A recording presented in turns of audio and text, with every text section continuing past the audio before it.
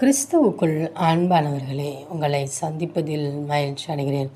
சங்கீதம் 86:13. நீ எனக்கு பாராட்டின உமது கிருபை பெரியது. என் ஆத்துமாவை தாழ்ந்த பாதாளத்துக்கு தப்புவித்தீர். பிரியமானவர்களே, நம் தேவனாகிய கர்த்தர் நம் ஒவ்வொருவருக்கும் அவர் பாராட்டி வருகிற கிருபை பெரியது. அவர் ஒவ்வொரு நிமிடமும் நமக்கு தருகின்ற ஒவ்வொரு தயவே. எனவே ஒவ்வொரு நாளும் அவர் நமக்காக பாராட்டி வருகிற அந்த கிருபைக்காக நாம் நம் தேவனாகிய கர்த்தரை துதிப்போம்.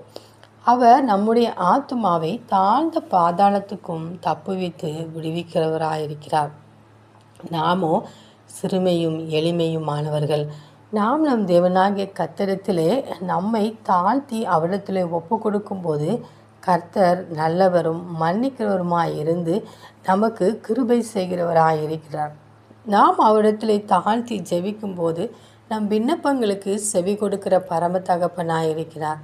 எனவே ஒவ்வொரு நாளும் அவருடைய பாதத்திலே நாம் நம்மை தாழ்த்தி அர்ப்பணிக்கும் போது கர்த்தர் நமக்கு பாராட்டின கிருபை இன்னும் அதிகமாய் தெரியும்.